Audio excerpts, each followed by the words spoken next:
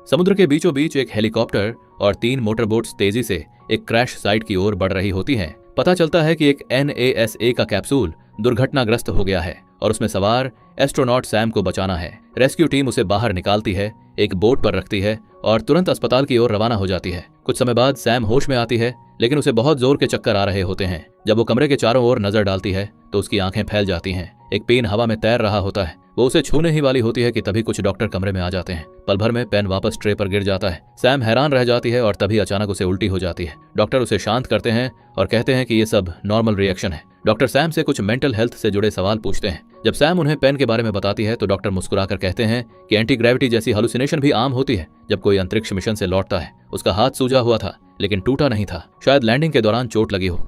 जब डॉक्टर पूछते हैं कि क्रैश के वक्त क्या हुआ था, सैम बताती है कि सब कुछ सामान्य था। उसे मिशन कंट्रोल से कोऑर्डिनेट्स मिल रहे थे, लेकिन अचानक उसका स्पेसक्राफ्ट किसी चीज से टकरा गया। उसके बाद उसे कुछ याद नहीं, शायद वो फ्री फॉल में बेहोश हो गई थी। डॉक्टर बताते हैं कि कैप्सूल की बाहरी परत पर किसी चीज ने छेद किया था और उसका हेलमेट तक टूट गया था। उनका मानना है कि वो शायद कोई मीटियोराइट डेब्रिस था। वे सैम के स्पेस सूट से मिले अजीब पार्टिकल्स की जांच शुरू कर चुके हैं। कुछ देर बाद सैम से मिलने उसका पति मार्क और बेटी इजी आते हैं, लेकिन क्वारंटीन नियमों के चलते वो सिर्फ ग्लास वॉल के पार ही बात कर सकती है। थोड़ी देर में उसका पिता विलियम भी आता है और बताता है कि अब पेंटागन भी NASA के साथ मिलकर जांच करेगा, क्योंकि उन्होंने उसकी रीएंट्री के दौरान कुछ रहस्यमयी फ्रीक्वेंसीज डिटेक्ट की थीं। सरकार ने सैम के लिए एक सेफ हाउस तय किया है ताकि वो रिकवरी कर सके और मीडिया से दूर रहे। एक डॉक्टर आता है और सैम को आगे के टेस्ट्स के लिए ले जाता है। जाते जाते सैम अपनी बेटी की ओर हाथ बढ़ाकर कहती है, सी यू सून। कुछ दिनों बाद एक कॉन्वॉय सैम को लेकर एक दूरस्थ घर में पहुंचता है। वहां डॉक्टर मिशेल उसका स्वागत करती है और घर का टूर देती है। वो बताती है कि ये जमीन 1950 के दशक में हथियार परीक्षणों के लिए खरीदी गई थी,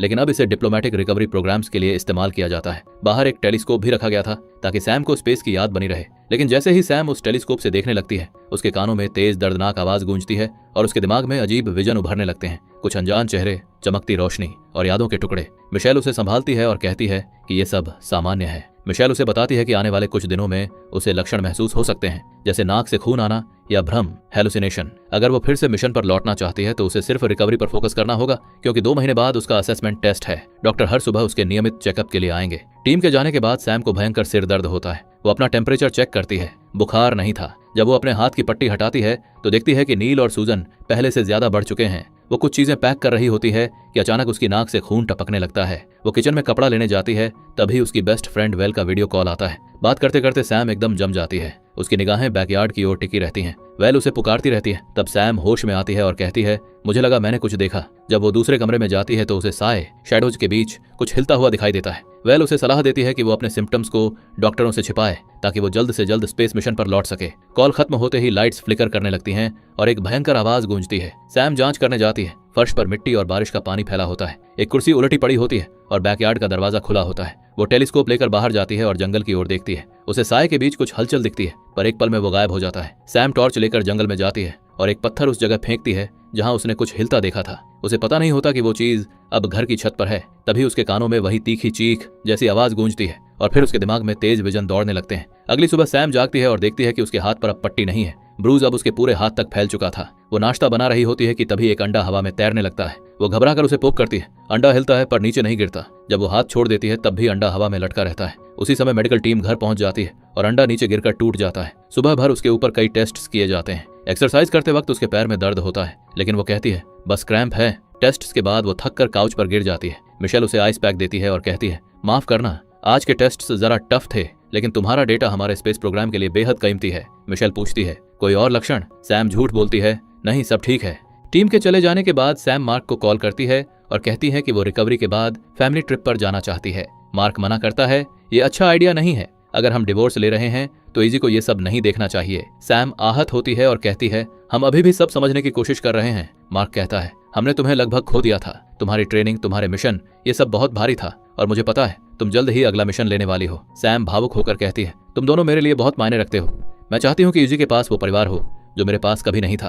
तभी खुलासा होता है कि इजी गोद ली गई थी क्योंकि सैम और मार्क अपने बच्चे नहीं कर सकते थे। लेकिन मार्क कहता है शायद उसे भी वो क्लोजर नहीं मिला जो हम सोच रहे थे। इजी उन्हें एक ड्राइंग दिखाती है जिसमें वो तीनों हैं और आसमान में कुछ स्पेस लोग बने हुए हैं। बाद में सैम जंगल में वॉक पर जाती है। अचानक उसके कानों में फिर वही भयानक आवाज गूंजती है। उसके दिमाग में तेज विजन आने लगते हैं। सर्च टीम, धुआं, रोशनी, हादसे की झलकें। जब आवाज थमती है वो नीचे देखती है। पत्तों के नीचे एक केबल छिपी होती है। वो उस केबल को फॉलो करती है और देखती है एक नकली पत्थर जिसमें रोशनी चमक रही होती है। जब वो उसे उठाती है तो पता चलता है कि उसके अंदर एक छिपा हुआ कैमरा है। सैम चौंक जाती है और दूसरा केबल फॉलो करती है। वहां भी उसे एक और नकली पत्थर और दूसरा कैमरा मिलता है। लौटते वक्त उसका पैर पेड़ की जड़ में फंस जाता है। वो गिर जाती है और उसका सिर जोर से लग जाता है। जब वो होश में आती है तो खुद को अपने बिस्तर पर पाती है। उसके बालों में खून लगा होता है। तभी एक आदमी कमरे में आता है और कहता है, हमने तुम्हें बाहर जख्मी हालत में पाया था। सैम पूछती है, तुम लोग कौन हो?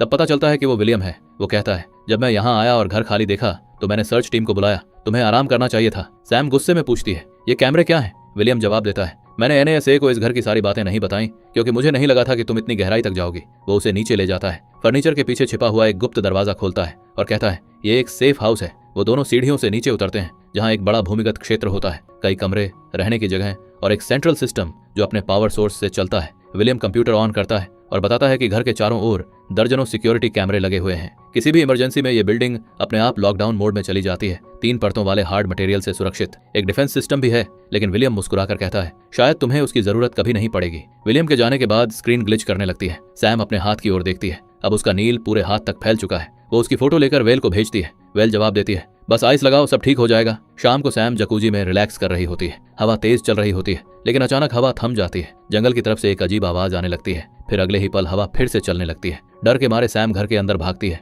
मार्क को कॉल करती है, लेकिन कॉल वॉइसमेल पर चला जाता है। तभी लाइट्स फिर से फ्लिकर करने लगती हैं। वो फ्लैशलाइट उठाती है, बालकनी पर जाती है, लेकिन उसे कुछ भी असामान्य नहीं दिखता। सैम जब अंदर लौटती है तभी अचानक बिजली चली जाती है और दरवाजे पर एक रहस्यमयी राक्षस नजर आता है। उसे समझने में एक पल लगता है कि उसने क्या देखा, पर जब वह फिर से देखती है वे साए गायब हो चुके होते हैं। लाइट्स लौट आती हैं और सैम तय करती है कि उसे खुद जांच करनी चाहिए। फ्लैशलाइट लेकर वह दरवाजा खोलती है। बाहर टॉर्च मारकर चारों तरफ देखती है, पर कुछ भी नहीं मिलता। डरकर वह वापस आकर दरवाजा लॉक कर देती है और अलार्म ऑन कर देती है। जैसे ही वह बेडरूम की तरफ बढ़ती है, घर का AI अनाउंस कर देता है, breach detected. Lockdown initiated. Metal panel ऊपर उठते हैं। सारे दरवाजे और खिड़कियां बंद हो जाती हैं और सैम अंदर से फंस जाती है। वह पावर स्विचों तक पसीने से भागती है और सब पर हाथ आजमाती है, पर कुछ काम नहीं करता। एग्जिट दरवाजे नहीं खुलते। तभी किसी कमरे के हैंडल में कंपन आता है। फ्लैशलाइट डालते ही वह थम जाता है। थोड़ी हिम्मत कर वह धीरे धीरे दरवाजा खोलती है।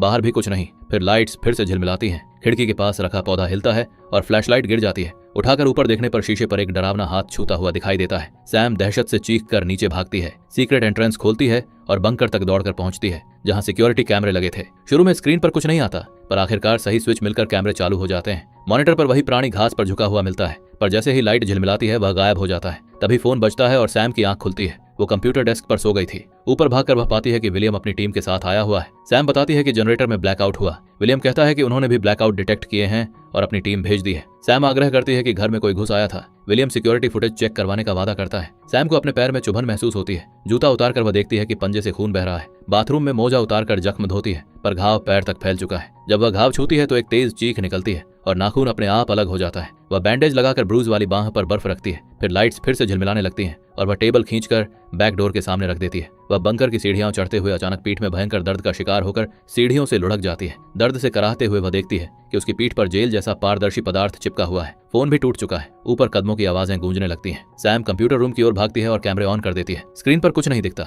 पर स्कैन शुरू करते ही कंप्यूटर कहता है, एक और जीवन रूप का पता चला। स्क्रीन ग्लिच होती है और मॉन्स्टर अंततः कैमरा में दिखाई देता है। किचन में छिपकर वह ओवन के शीशे में मॉन्स्टर का प्रतिबिंब देखती है। वह सौभाग्य से पकड़ी नहीं जाती। जब दोनों चले जाते हैं तो सैम दरवाजा पार कर भाग निकलती है और बाथरूम में खुद को बंद कर फर्नीचर से दरवाजा अटकाती है। मॉन्स्टर्स दरवाजे पर हमलावर होते हैं। सैम शावर में छिपकर वेंट के जरिए दीवारों के पार निकलने का मार्ग बनाकर भाग निकलती है। जंगल में भागते हुए उसकी सारी बॉडी जगमगा उठती है और वह मॉन्स्टर्स की आवाजें सुनती हुई, लेकिन अपने परिवार की आवाजें नहीं। सड़क पर विलियम हथियारबंद टीम के साथ पहुंचता है और कहता है कि वे कुछ बहुत ही बुद्धिमान चीज से निपट रहे हैं। खोजी दल को भेजा जाता है। सोल्जर्स घर की बाकी जगहें तलाशी लेते हैं और विलियम बंकर में जाकर तबाही का मंजर देखता है। जंगल में गिरते हुए सैम के सामने मॉन्स्टर्स आते हैं। वह दया की भीख मांगती है। एक प्राणी उसकी ठोड़ी उठाकर उसकी आंखों में देखता है। उसकी आंखों में करुणा है। वह अजनबी भाषा में कुछ कहता है और सैम हर शब्द समझ जाती है। बाकी प्राणी भी पास आते हैं। पहला प्राणी कहता है, हमने तुम्हें बहुत मिस किया। सैम पूछती है, तुम लोग कौन हो? वे कहते हैं, हम तुम्हारा परिवार हैं। प्राणी उसका माथा अपने माथे से लगाते हैं और अचानक उसकी खोई यादें लौट आती हैं। सत्य यह निकलता है कि सैम इंसान नहीं बल्कि एक एलियन थी।